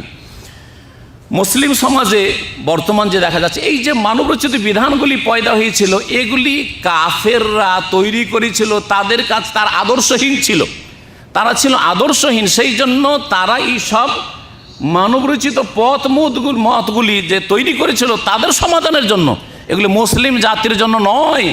কিন্তু মুসলিম জাতিরা সেই কাফেরদের তৈরি করা বিধানগুলিকে নিজের সমাজে, নিজের দেশে আর নিজের সমস্যার সমাধানের জন্য নিয়ে এসেছে, যার ফলে আজকে মুসলিম জাতি সমস্যায় জর্জরিত। তারা শরীয়তকে দূরে সরিয়ে দিয়েছে এবং সেই জায়গা দখল করেছে মানুষের তৈরি করা বিধান। আর বরং শুধু তাই নয় যে শরীয়তকে সরিয়ে দিয়ে রেখেছে, বরং শরীয়তের বিধিবিধান সম্পর্কে বিরূপ মন্তব্য করে থাকে যে আজকাল ধর্মের কথা হচ্ছে অনেক পিছিয়ে যাওয়া কথা, আর এগুলি হচ্ছে অচল কথা, এই সভ্য যুগে এইসব চলবে না। বলছেন তিনি ইন্না হাযা ফি হাকিকাতিহি রিদ্দাতুন জাদীদাতুন আলা হায়াতিল মুসলিমিন। শেখ মোহাম্মদ ইব্রাহিম আলী শেখ রহমতুল্লাহ আলাই, সৌদি আরবের বড় মুফতি তিনি এবং শেখ বিন বাজ রহমতুল্লাহ আলাইহির ওস্তাদ, তিনি বলছেন যে ইন্না হাযা ফি হাকিকাতিহি রিদ্দাতুন জাদীদাতুন ফি আলা হায়াতিল মুসলিমিন, এগুলি হচ্ছে নতুন ধরনের ইসলাম বিমুখতা, নতুন ধরনের মুরতাদ হয়ে যাওয়া মুসলিম জীবনে। আল্লাহ রাব্বুল যেন এসব থেকে বেঁচে থাকার তৌফিক দান করেন। এইরকম শেখ ইবনে বাজ রহমতুল্লাহ আলাইহিও এই বিষয়গুলি আলোচনা করতে গিয়ে আর এইরকমই দ্বিতীয় যে বিষয়টি, সেই বিষয়টি সম্পর্কে বিশেষ করে তিনি বলছেন, আর তার সাথে অন্য অন্য যতগুলি মতবাদ রয়েছে সেটা হচ্ছে জাতীয়তাবাদ। এই জাতীয়তাবাদ সম্পর্কে আর ধর্মনিরপেক্ষতা সম্পর্কে বলতে গিয়ে তিনি বলছেন জাতীয়তাবাদ, এই জাতীয়তাবাদটা কি প্রথম বুঝে নিই, তারপর শেখ ইবনে বাজ রহমতুল্লাহর কথা বলবো। জাতীয়তাবাদ হচ্ছে দুই রকম, একটা হচ্ছে ভাষার ভিত্তিতে জাতীয়তা, আমাদের সম্পর্ক হচ্ছে যে আমার ভাষা বাংলা, আপনারও ভাষা বাংলা, অসুবিধা নাই, তাহলে আপনার সাথে আমার একটা ভালো সম্পর্ক। জি হ্যাঁ, এই সম্পর্কটিকে ইসলামী সম্পর্কের ওপর প্রাধান্য দেওয়া, দিন এবং তাকওয়ার ওপর প্রাধান্য দেওয়া। আর একটা হচ্ছে যেটাকে বলা হয় ন্যাশনালিজম, বা যেটাকে বলা হয় এমন জাতীয়তাবাদ যেটা হচ্ছে আপনার সীমানার সাথে সম্পর্কিত বা অঞ্চলের সাথে সম্পর্কিত, এলাকার সাথে সম্পর্কিত। যেমন উদাহরণস্বরূপ আমিও এশিয়ার লোক, আপনি এশিয়ার লোক, আমিও বাংলাদেশি, আপনিও বাংলাদেশি, হ্যাঁ, আমিও ভারতী, আপনিও ভারতী, আমিও পাকিস্তানি, আপনিও পাকিস্তানি, আমিও সৌদি, আপনিও সৌদি। এই যে এক দেশের লোক হওয়ার ভিত্তিতে যে সম্পর্ক আজকাল এক শ্রেণীর লোকেরা গড়ে তুলেছে, এটি হচ্ছে আর একটি ভ্রান্ত মতবাদ, কুফরি মতবাদ। যদি সেটি দ্বীন ইসলামের যে ভ্রাতৃত্ব রয়েছে, ইসলামী যে উখুওয়াত রয়েছে, ইসলামিক ব্রাদারহুড রয়েছে, তার উপর প্রাধান্য পেয়ে থাকে, আর সত্যিকারই প্রাধান্য পেয়েছে, সত্যিকার অর্থেই প্রাধান্য পেয়েছে। যতই আল্লাহর ওলি হোক না কেন, একজন কালো মানুষ, এশিয়ার লোক, উনি দূরের, উনি আফ্রিকার, আমি হচ্ছি এশিয়ার। আবার এশিয়ার মধ্যে আরব আর অনারবের একটা সম্পর্ক, ও আরবি, আমি আরবি না, আমি হচ্ছে ভারত উপমহাদেশের। জি হ্যাঁ, এইরকম সম্পর্ক। আর একজন হচ্ছে ইউরোপের। আমি তো ইউরোপের না, সুতরাং আমার ওর সাথে দূরের সম্পর্ক, অথচ সেই ব্যক্তি পরেশগার মুমিন। এর ভিত্তিতে সম্পর্ক কায়েম করাটা কেমন? মনে রাখবেন এটাও যে একটি কুফরি। অনেকে ভাবছেন যে কেন, অসুবিধা কি? আজকাল এইটা বোঝা খুব অসুবিধা। আজকাল জনগণ খুব ধর্মনিরপেক্ষতা বা ধর্মনিরপেক্ষতা এটা বুঝছে, কিন্তু জাতীয়তাবাদ যে কুফরি, এটা কিন্তু আমাদের জনগণরা সহজে বুঝতে চায় না। একটি উদাহরণ শুধু দিই। বার্মার একজন মুসলিম ধরেন, তার সাথে আমার আপনার সম্পর্ক একটা আছে না নেই? সম্পর্ক বার্মার মুসলিম সম্পর্ক আছে না নেই? আছে সম্পর্ক, কিন্তু দেশ হচ্ছে আলাদা। আপনার বাড়ি বাংলাদেশ, হচ্ছে বার্মাইয়া পাসপোর্ট। হ্যাঁ, এই পাসপোর্টের ক্ষেত্রে, বর্ডারের ক্ষেত্রে বর্ডার আলাদা আলাদা। আপনি অন্য দেশের লোক, ও হচ্ছে অন্য দেশের লোক। এই একটা পার্থক্য হয়ে গেল। কিন্তু জাতিতে আমরা এদিক থেকে আমরা মুসলিম, সেও মুসলিম, আমি মুসলিম। আরেকজন লোক আছে, সে বাংলাদেশি কিন্তু হিন্দু বা খ্রিস্টান।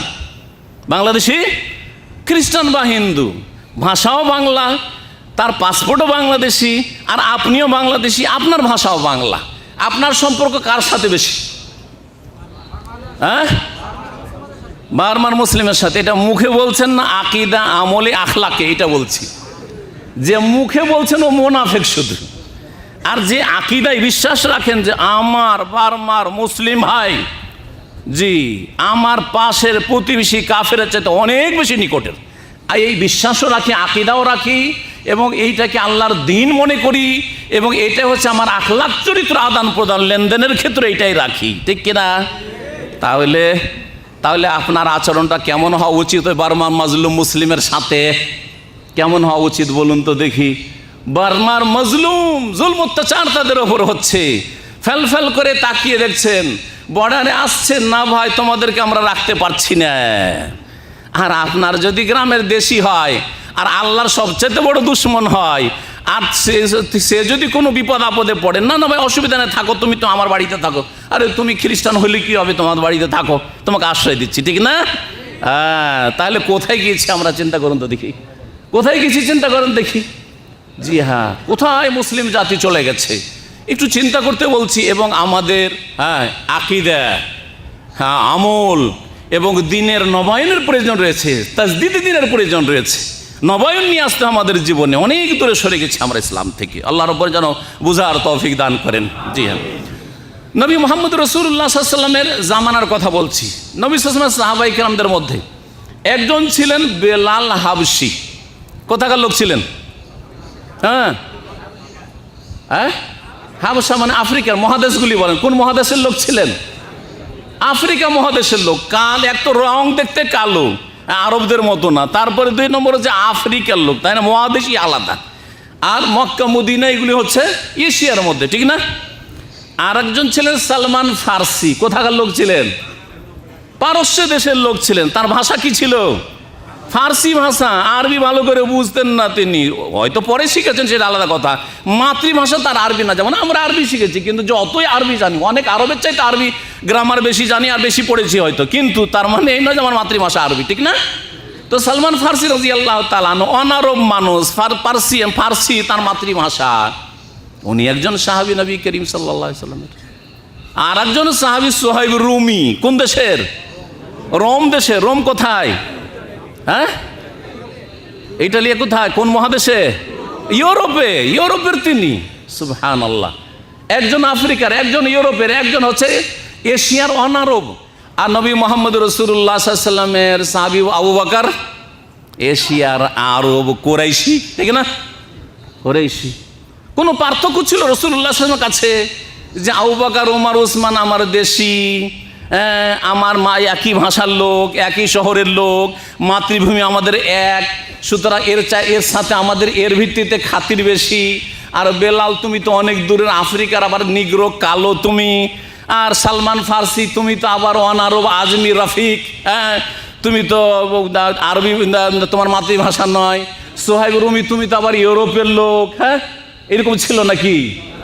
কি তৈরি করেছে রাসূলুল্লাহ সাল্লাল্লাহু আলাইহি ওয়াসাল্লাম? ওই তরবিয়তটা আপনাকে আমাকে করতে হবে।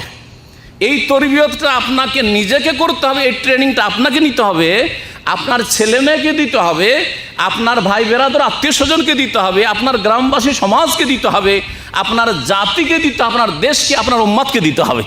এই তরবিয়ত যদি আলেম সমাজ না দিতে পারে, এই তরবিয়ত যদি বক্তারা না দিতে পারে, এই তরবিয়ত যদি যারা লেখক মুসলিম, যারা চিন্তাবিদ, মুসলিম সমস্যা নিয়ে চিন্তা করে থাকে, গবেষণা করে থাকে, তারা যদি না দিতে পারে, তারা যদি জাতীয়তার জাহিলিয়াত থেকে মুক্ত না হইতে পারে, তাহলে মুসলিম জাতি কার কাছে গিয়ে আশ্রয় নেবে, কোথায় তরবিয়ত নেবে? নবী মোহাম্মদ রাসূলুল্লাহ আবু বকরকে মুয়াজ্জিন বানান নাই, উমর উসমান আলীকে মুয়াজ্জিন বানান নাই, ঠিক না? হাশেমি আর কোরাইশিকে মুয়াজ্জিন বানান নাই, আনসারীকে বানান নাই। মুয়াজ্জিন কাকে বানিয়েছেন? বেলাল হাবাসি, কালো মানুষ, তুমি আজান দাও, ঠিক না? তো নবী করিম সাল্লাল্লাহু আলাইহি সাল্লামের কাছে যেটি মাপকাঠি ছিল, যে কি আমার আপনজন, ইন্না আকরামাকুম ইনদাল্লাহি আতকাকুম, সূরা হুজুরাতের তাফসীরটা পড়ে নেবেন আল্লাহর ওয়াস্তে। ইন্না আকরামাকুম ইনদাল্লাহি আতকাকুম, তোমাদের মধ্যে কে আল্লাহর কাছে বেশি সম্মানিত, কে আমার কাছে সম্মান, আল্লাহর কাছে যে সম্মানিত সে আমার কাছে সম্মান পাবে, আল্লাহর কাছে যে বেশি সম্মান রাখে সেই ব্যক্তি আপনার কাছে সম্মান পাবে, কারণ আপনি আল্লাহর গোলাম। ইন্না আকরামাকুম ইনদাল্লাহি আতকাকুম। সম্মানিত ভাতৃমণ্ডলী, এই কথাগুলি বললাম জাতীয়তা সম্পর্কে। জাতীয়তা সম্পর্কে কোরআন এবং হাদিসের দলিল অনেক রয়েছে, এবং একটি আলোচনা আমার 2-4 মাস আগে হয়েছে, প্রায় 1.5-2 ঘন্টার আলোচনা আছে ইসলাম ও জাতীয়তাবাদ বা ইসলামী দৃষ্টিতে জাতীয়তাবাদ। আশা করি সেই আলোচনায় যথেষ্ট হবে, আর বেশি লম্বা আলোচনা এই সম্পর্কে হতে পারে না। আমাকে তো 1 ঘন্টা বলা হয়েছে, জানি না কেউ কিছু বলছে না, যদি না বলেন তো চালিয়ে যাই, সমস্যা নেই, কেউ নাই না? সূরা হুজুরাতের আয়াত নম্বর 13 মহান আল্লাহ তাতে বলেছেন, ইয়া আইয়ুহান নাস ইন্না খালাকনাকুম মিন যাকারিন ওয়া উনসা ওয়া জাআলনাকুম শুউবান ওয়া কাবাইলা লিতাআরাফু ইন্না আকরামাকুম ইনদাল্লাহি আতকাকুম ইন্নাল্লাহা আলিমুল খাবীর। হে মানুষ, সকল মানুষকে আল্লাহ ডাক দিয়ে বলছেন, ইন্না খালাকনাকুম মিন যাকারিন ওয়া উনসা, তোমাদেরকে আমি সৃষ্টি করেছি একজন পুরুষ আদম থেকে, আরেকজন মহিলা হাওয়া থেকে, আর এত মানুষকে আল্লাহ দুনিয়াতে ছড়িয়ে দিয়েছেন।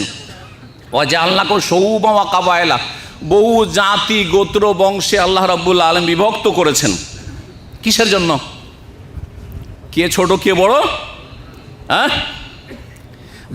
জাতীয়তার ভিত্তিতে কে ছোট বড় এই জন্য আল্লাহ করেন নাই, বলছেন জাতীয়তার ভিত্তিতে ছোট বড় হয় না, লিতাআরাফু, পরিচয়ের জন্য, চেনবে যেটা অমুক বংশের লোক বা অমুক জাতি, এই ব্যক্তি ইউরোপের, এ হচ্ছে আফ্রিকার, এ হচ্ছে আরব দেশের মানুষ, এ হচ্ছে বাংলাদেশের মানুষ, এ হচ্ছে ভারতের মানুষ, এ হচ্ছে পাকিস্তানের মানুষ। কিন্তু এটা তাফাখারু নয়, লিতাআরাফু, তারও পরিচয়ের জন্য, পরিচয়ের জন্য। 10 মিনিটের মধ্যে শেষ করতে হবে ইনশাআল্লাহ, তাহলে আর বেশি দলিল টলি এ সম্পর্কে বলবো না। এতটুকু বললাম, একটি আয়াত কোরআন কারীমের, ইন্না আকরামাকুম ইনদাল্লাহি আতকাকুম, পরিচয়ের জন্য অসুবিধা নাই, যে উনি বাংলাদেশের মানুষ আর তারপরে উনি আমার বাংলা ভাষাভাষী, এর কোনো অসুবিধা নেই, কোনো অসুবিধা নেই। উনি আমার একই ডিস্ট্রিক্টের মানুষ, উনি উত্তরবঙ্গের মানুষ, দক্ষিণবঙ্গের মানুষ, চেনেন, কোনো অসুবিধা নেই। কিন্তু এর ভিত্তিতে না দক্ষিণবঙ্গের সুতরাং আমার কাছের, উত্তরবঙ্গের আমি উত্তরবঙ্গের সুতরাং কাছের, এগুলো হচ্ছে কুফরি মতবাদ, এগুলো হচ্ছে কুফরি মতবাদ। কেন কুফরি মতবাদ? এর ভিত্তিতে যদি আপনি সম্পর্ক কায়েম করেন, তাহলে কাফের আল্লাহর দুশমন আপনার কাছের লোক হবে, আর আল্লাহর দোস্ত আপনার দূরের লোক হয়ে যাবে, কারণ তার বাড়ি দূরে সেই জন্য, অথবা তার ভাষা দূরে সেই জন্য। জি হ্যাঁ, নবী মোহাম্মদ রাসূলুল্লাহ সাল্লাল্লাহু আলাইহি ওয়াসাল্লাম সাহাবায়ে কেরামদের কে কোন একটি ঘটনার ক্ষেত্রে একজন মুহাজির আর একজন আনসারিতে মারামারি হয়ে গেছিল, একজন আনসার এবং একজন মুহাজিরে মারামারি হয়ে গেছিল কোন একটি ঘটনা নিয়ে। এই আনসার আর মুহাজির নামটি ভালো নাম না খারাপ নাম? ভালো নাম না খারাপ নাম? ঠিক না? এই যে আপনি বলছেন আমি বাংলাদেশি, কথাটা ভালো না খারাপ? ভালো। যখন আপনি পরিচয়, ভাই আপনি কোথাকার, বলছে আমি বাংলাদেশি, ঠিক না? ভালো না খারাপ? ভালো লাগছে, অসুবিধা নেই। আপনি ভাই কোথাকার পরিচয় দিচ্ছেন, আমি রাজশাহী, অসুবিধা আছে? কিন্তু যদি ওকে বলে ওই বাংলাদেশি, খারাপ লাগবে না? লাগবে না? তাহলে একটাই কথা, আপনি নিজে যখন বলছেন আমি বাংলাদেশি তখন ভালো লাগছে, কিন্তু আপনাকে যদি বলে ইয়া বাঙালি তাল, খারাপ লাগছে না? লাগছে না? তাহলে বোঝা গেছে না? জি হ্যাঁ, ঠিক ওই রকমই বুঝতে আপনাকে। আপনি এই যে পরিচয়গুলি কোন অর্থে ব্যবহার করছেন, এই পরিচয়গুলি ব্যবহার করার উদ্দেশ্যটা আপনার কি? সাহাবাই কেরামদেরকে আল্লাহ মুহাজিরিন আনসার কোরআনে বলেছেন, হ্যাঁ বলেছেন না? ওয়াল মুহাজিরিন ওয়াল আনসার, হ্যাঁ আল্লাহুম্মা লা খায়রা ইল্লা খায়রাল আখিরা ফানসুরিল আনসার ওয়াল মুহাজিরা। খন্দকের যুদ্ধে পাথর উঠিয়ে নিয়ে যাচ্ছেন, পরীক্ষা খনন করছেন, আর এই কবিতা আবৃত্তি করছেন নবী সাল্লাল্লাহু আলাইহি সাল্লাম। সাহাবাই কেরামরা ফাগফিরিল আনসার ওয়াল মুহাজিরা, আনসার মুহাজিরকে আল্লাহ মাফ করো, ফানসুরিল আনসার ওয়াল মুহাজিরা, আনসার মুহাজিরকে আল্লাহ মাফ করো। কিন্তু যখন ঝগড়া হইল, ঝগড়ার সময় একজন মুহাজির আনসারিকে মেরে দিয়েছে। আনসারি দেখলো যে আমি মারি খেয়ে থেকে যাবো, তখন বলছে আল্লাহ আনসার, হে আনসারি ভাইয়েরা আমাকে রক্ষা করো, বাঁচাও, আমাকে মারছে। তখন এই মুহাজির দেখলো যে আমাকে তো মেরে দিবে, মেরে ফেলে দিবে, এত লোক আসবে, আমি তো একজনকে মেরেছি। তখন ও ডাকলো আল্লাহ মুহাজিরি, হে মুহাজিররা বাঁচারে ভাই রে। জি হ্যাঁ, দুই দিক থেকে জমা হয়ে গেলে, এইদিকে মুহাজির ওইদিকে আনসার, দুই দিক থেকে মারামারি শুরু হয়ে যাবে। নবী মুহাম্মদ রাসূলুল্লাহ সাল্লাল্লাহু আলাইহি সাল্লাম কোন একটা জিহাদের সফরে ছিলেন, আর তারপরে জানতে পেরে ছুটে আসলেন, আর এসে বললেন তাদেরকে, ফাকালান নবী সাল্লাল্লাহু আলাইহি সাল্লাম দাউহা ফাইন্নাহা মুনতিনা, এইরকম ডাক ডেকো না, এইরকম স্লোগান দিও না, ফাইন্নাহা মুনতিনা, এগুলি পচা কথা, এগুলি সড়া কথা, এগুলি নোংরা কথা, নিকৃষ্ট কথা। এতে আমাদের যে ইসলামিক ভ্রাতৃত্ব আছে বরবাদ হয়ে যাবে, ধ্বংস হয়ে যাবে। জি, নবী মুহাম্মদ রাসূলুল্লাহ সাল্লাল্লাহু আলাইহি সাল্লামের এক সাহাবী ছিলেন আবু যার রাদিয়াল্লাহু তাআলা আনহু। বেলাল কালো মানুষ, কালো মানুষ। বেলাল ওকে একবার কোনো সময় রেগে গিয়ে ওকে বলেছে, ইবনে সাউদা, এই কালী মহিলার ছেলে, এই কালী মহিলার সন্তান, এই কথা বলে দিয়েছিলেন কোনো এক ক্ষেত্রে। আইয়ারা আবু যার বেলালান বে উম্মি ফাকাল ইবনে সাউদা, এই কথা বলেছিলেন। বেলাল রাদিয়াল্লাহু তাআলা আনহু অসন্তুষ্ট হয়ে গেলেন, আর নবী করিম সাল্লাল্লাহু আলাইহি সাল্লামের কাছে ছুটে গিয়ে বললেন যে ইয়া রাসূলুল্লাহ, আমাকে এইভাবে খারাপ কথা বলেছে। আবু যার অনেক দিনদার মানুষ, পরেশদার মানুষ ছিলেন বেলাল, আবু যার রাদিয়াল্লাহু তাআলা আনহু। তারপরে এই কথাটি হয়তো রাগে কোনো সময় বেরিয়ে গেছে। নবী করিম সাল্লাল্লাহু আলাইহি সাল্লাম বেলালকে বললেন, বেলালের কথা শোনার পর আবু যারকে বললেন, ইন্নাকা ইমরিউন ফিকা জাহেলিয়া। আবু যার, তুমি মুসলমান তো হয়ে গেছো, কিন্তু এমন মানুষ যে এখনও তোমাদের মধ্যে জাহেলিয়াত আছে, এখন তোমার মধ্যে জাহিলিয়াত ঢুকে আছে। ইন্নাকা ইমরিউন ফিকা জাহেলিয়া। আর ওই কথা বলেছেন তাকে রাসূলুল্লাহ সাল্লাল্লাহু আলাইহি সাল্লাম, আইয়ারতাহু বিউম্মিহি, তুমি তার মা তুলে তাকে খারাপ কথা বলেছো, মন্দ কথা বলেছো। শোনো, আনতাল্লাযী তাইয়্যার বেলালান বিউম্মিহি, ফাকাল নবী সাল্লাল্লাহু আলাইহি ওয়াসাল্লাম ওয়াল্লাযী আনজালাল কিতাব আলা মুহাম্মাদিন আও মাশাআল্লাহ ইয়াহলিফা মা কানা লি আহাদিন আলাইয়া ফাযলুন ইল্লা বিআমাল। দেখো, কারো কোনো ফজিলত হাসিল নাই আমল ছাড়া, আকীদা, আমল, ইবাদত, আখলাক ছাড়া কারো কোনো শ্রেষ্ঠত্ব নেই। তুমি আবু যার আরবিয়ান, সেই জন্য তোমার কোনো ফজিলত রয়েছে, এমন কোনো ফজিলত ইসলামে নেই। এই জাতীয়তাবাদ হচ্ছে মুরতাদদের চরিত্র। জি, জাতীয়তাবাদ হচ্ছে মুনাফিকদের চরিত্র। এই ডাকটা, স্লোগানটা দিয়েছিল মুনাফিকরা। আর মুরতাদদের চরিত্র কেন বললাম? নবী মুহাম্মদ রাসূলুল্লাহ সাল্লাল্লাহু আলাইহি ওয়াসাল্লামের জামানায় মুসাইলামা কাযযাব বলে একজন নবুয়তের দাবি করেছিল।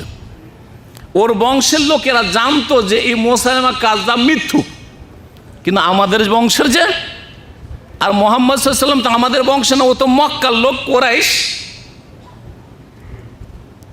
তার মধ্যে একজন লোক ওদের বংশের শিক্ষিত, একটু জ্ঞানী মানুষ ছিল, দেখা করলো ওর সাথে। দেখা করার পরে তাকে কিছু প্রশ্ন করলো। প্রশ্ন করার পরে বুঝতে পারলো যে মুসাইলামা আমাদের বংশের হইলেও সে কিন্তু মিথ্যুকু, নবী না, আসলে মিথ্যুক, মিথ্যা দাবি করেছে নবুয়তের। তখন সে বলল, আশহাদু আন্নাকা লাকাযযাবুন, আমি সাক্ষী দিচ্ছি যে দেখো মুসাইলামা, তুমি কাযযাব, মিথ্যাবাদী, তুমি নবী না। তবে আর ওয়ান্না মুহাম্মাদান সাদিক, মুহাম্মদ সাল্লাল্লাহু আলাইহি ওয়াসাল্লাম হচ্ছে সত্যবাদী। ওয়ালাকিন কাযযাব ও রাবিয়াতা আহাব্বু ইলাইনা মিন সাদিকে মুদার, তবে রাবিয়া বংশের মিথ্যুক, যেটা আমার বংশ, ও বলছে আমাদের বংশ, আর মোজার বংশের হচ্ছে মুহাম্মদ সাল্লাল্লাহু আলাইহি ওয়াসাল্লাম। মোজার হচ্ছে অন্য বংশ। যখন অন্য বংশের মোহাম্মদ আর তুমি হচ্ছে আমার বংশের, তুমি আমার কাছে বেশি প্রিয়, তুমি আমার কাছে বেশি, যদিও তুমি মিথ্যুক। এই চরিত্র হচ্ছে মুরতাদদের চরিত্র। ওমর রাদিয়াল্লাহু তাআলা একটি কথা দিয়ে আলোচনা শেষ করছি। তিনি শাম দেশের সফরে গিয়েছিলেন। আর সেখানে যাওয়ার পরে পানি যখন সামনে দেখলেন তখন নিজেই জুতো খুলে হাঁটতে শুরু করলেন আর নিজের জুতা নিজেই কাঁধে উঠিয়ে নিলেন। সেই সময় তাকে সেখানকার যে গভর্নর ছিলেন আবু ওবায়দা, তিনি বললেন যে এই কাজটা আপনি কেন করলেন, এটা অন্য কেউ করবে, খাদেম আছে, আপনি কেন?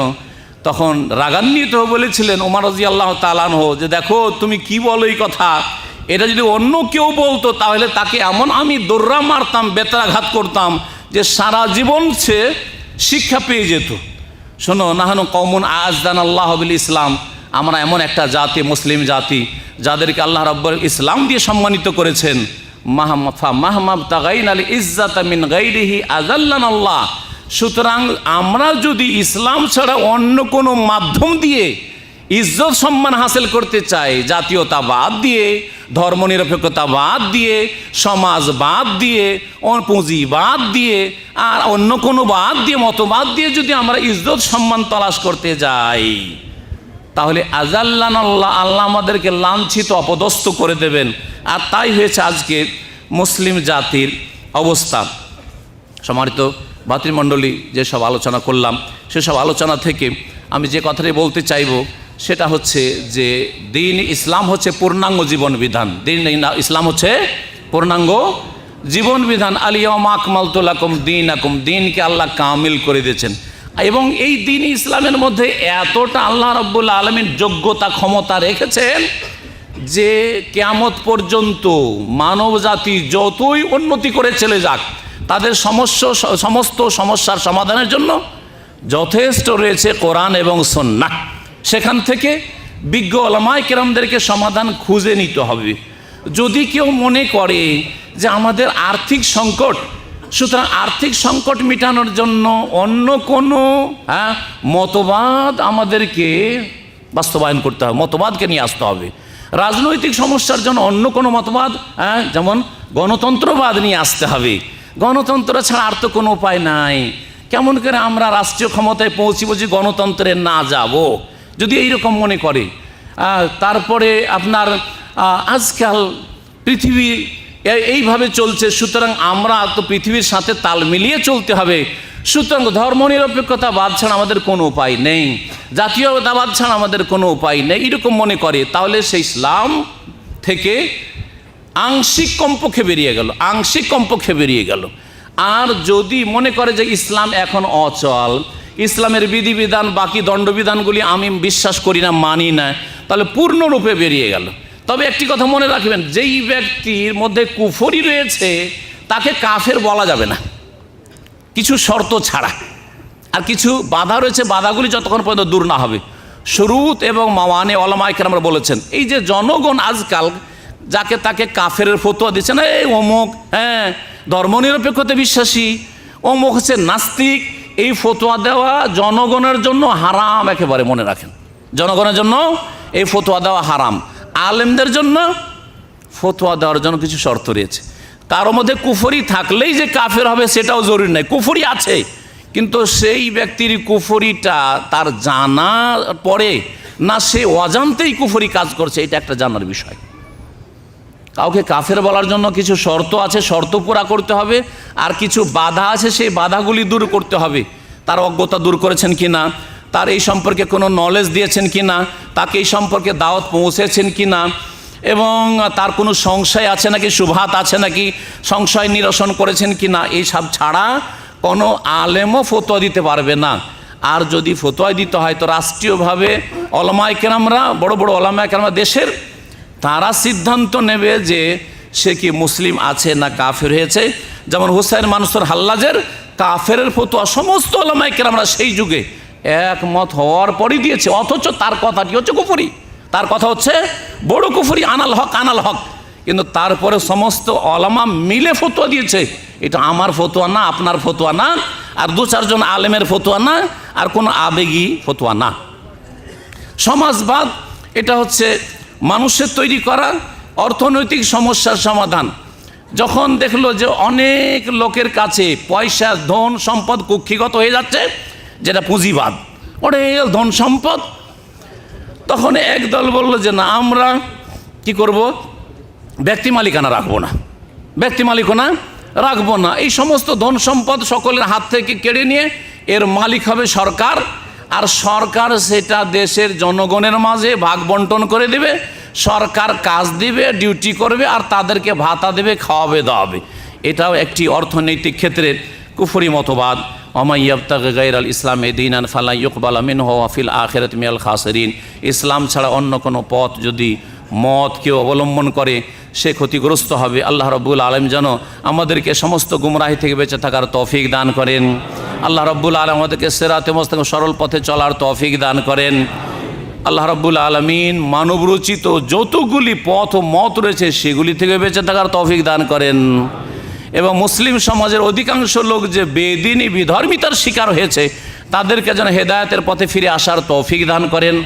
আর ধর্মের নামে যারা বাড়াবাড়ি করেছে, শিরকে লিপ্ত হয়েছে, বিদাতে লিপ্ত হয়েছে, অথবা জঙ্গিবাদে লিপ্ত হয়েছে, খারেজি চিন্তা চেতনায় বিশ্বাসী হয়েছে, নিজের হাতে অস্ত্র তুলে নিয়েছে, এইসব গুমরাহদের থেকে এবং এসব গুমরাহি থেকে আমাদেরকে, আমাদের মুসলিম সমাজকে, মুসলিম যুবকদেরকে, মুসলিম ভাই বোনদেরকে, সকল স্তরের মানুষকে বেঁচে থাকার তৌফিক দান করেন, মধ্যম পন্থা অবলম্বনের তৌফিক দান করেন। আল্লাহ রাব্বুল আলামিনের কাছে আবার দোয়া করি আপনাদের সকলের জন্য, আল্লাহ আমাদের সকলকে যেন সুস্থ রাখেন, সহি সালামতে রাখেন, রুজিতে বরকত দান করেন। এই প্রবাসে আছেন, এখানে অনেকের আর্থিক সংকট রয়েছে, আল্লাহ যেন সকলের সংকট দূর করে দেন এবং সকলের আর্থিক সমস্যা দূর করে দেন। আল্লাহ যেন শারীরিক দিক থেকে, মানসিক দিক থেকে, সার্বিক দিক থেকে সুস্থ রাখেন। বিশেষ করে যেসব বোনেরা এখানে হাজির হয়েছেন আল্লাহ রাব্বুল আলামিন তাদেরকে ভালো রাখেন, তাদের পারিবারিক জীবনকে আল্লাহ রাব্বুল সুখী করেন, তাদের ছেলে মেয়েদেরকে আল্লাহ নেক করেন, তাদেরকে ভালো মুসলিম ছেলে মেয়ে প্রতিপালনের তৌফিক দান করেন এবং আমাদেরকে আল্লাহ রাব্বুল আলামিন ইসলামের উপর অটল থাকার তৌফিক দান করেন। সমস্ত রকমের গুমরাহি থেকে, ভ্রষ্টতা থেকে আর মানুষের তৈরি করা পথ মত থেকে ফিরে আসার তৌফিক দান করেন। সুবহানা রাব্বিকা রাব্বিল ইজ্জাতি আম্মা ইয়াসিফুন ওয়া সালামুন আলাল মুরসালিন ওয়ালহামদুলিল্লাহি রাব্বিল আলামিন।